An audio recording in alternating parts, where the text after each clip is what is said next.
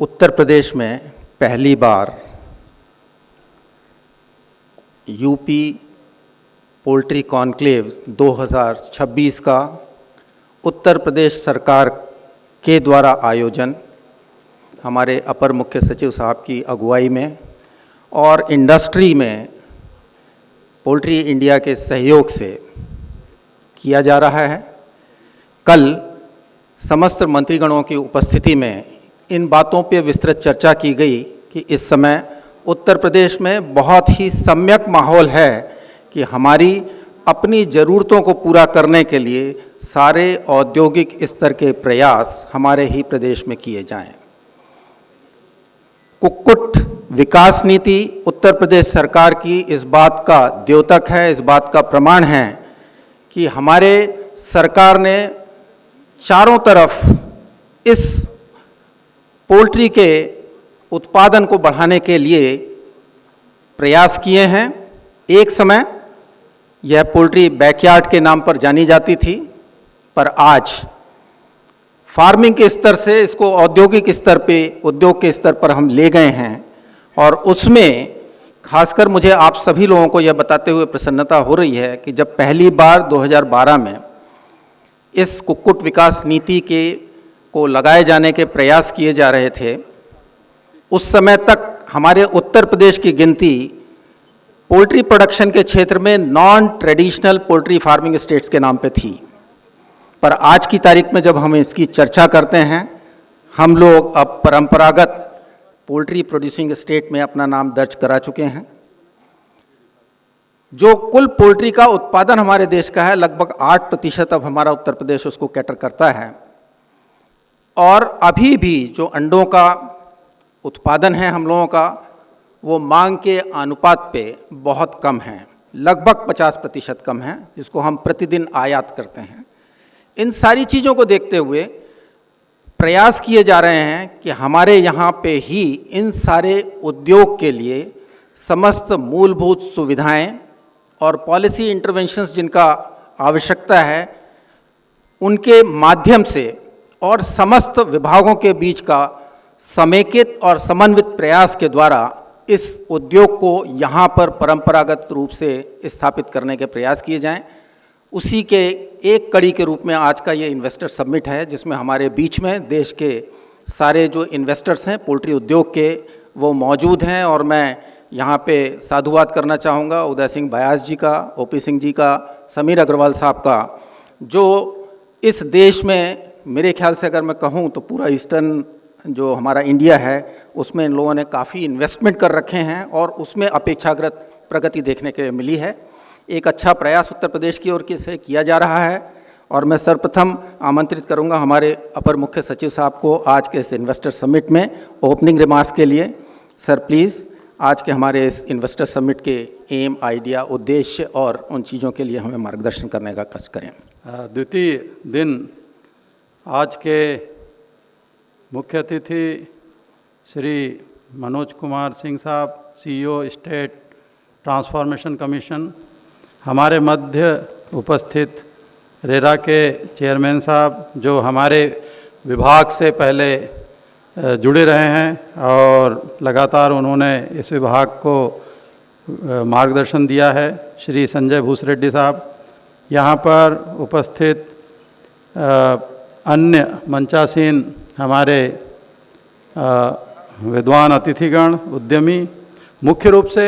उत्तर प्रदेश में इस कॉन्क्लेव को ऑर्गेनाइज करने का जो उद्देश्य था कि किस तरीके से हम 24 करोड़ की आबादी में लगभग 55% से अधिक हमारे यहाँ पर उपभोक्ता हैं जो अंडों का किसी न किसी रूप में उपयोग करते हैं। एगिटेरियन के तौर पर, चूँकि अब ये माना जाने लगा है कि जो अंडा है वो किसी भी तरीके से उसके अंदर जीवांश न होने की वजह से वह एक प्रोटीन का बहुत अच्छा विकल्प है,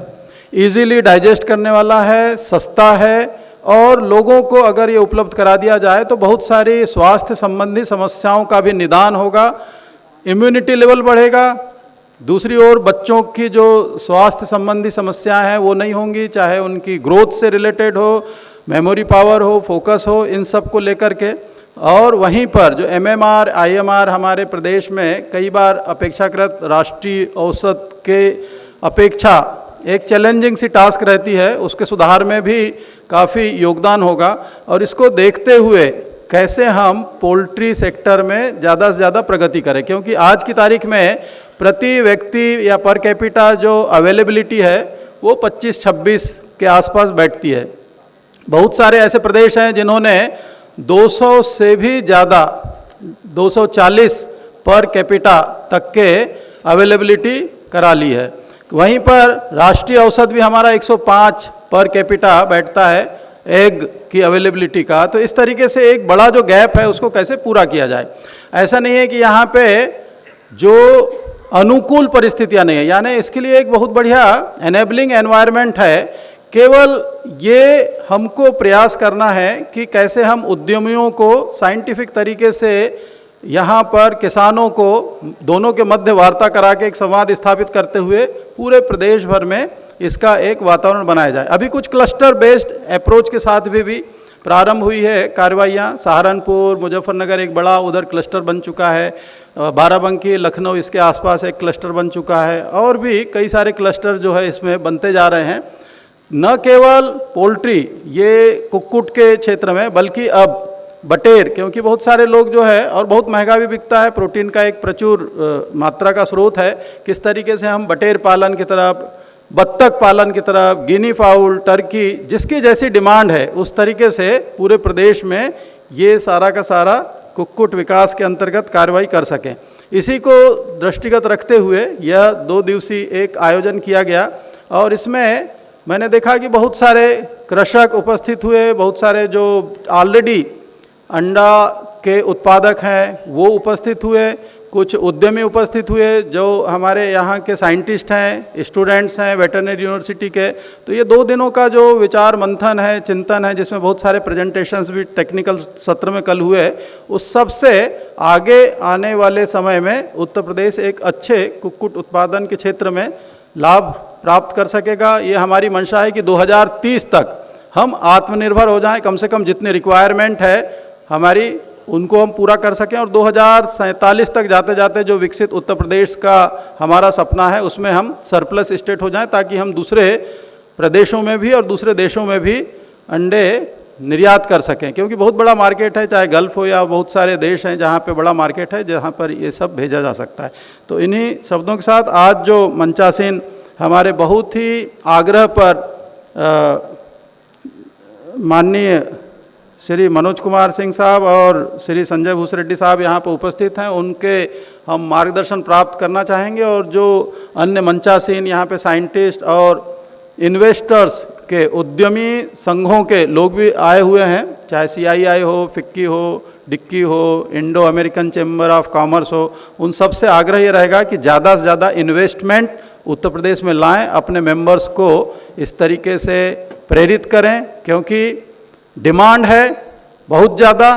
सप्लाई के लिए उतना ही हमारे यहाँ इन्वेस्टमेंट का मौका भी है। तो इतना अच्छा अवसर आगे कभी आने वाला नहीं है, तो इससे चूके ना। पुनः आप सभी लोगों को धन्यवाद, आपका स्वागत करता हूँ। जय हिंद, जय भारत।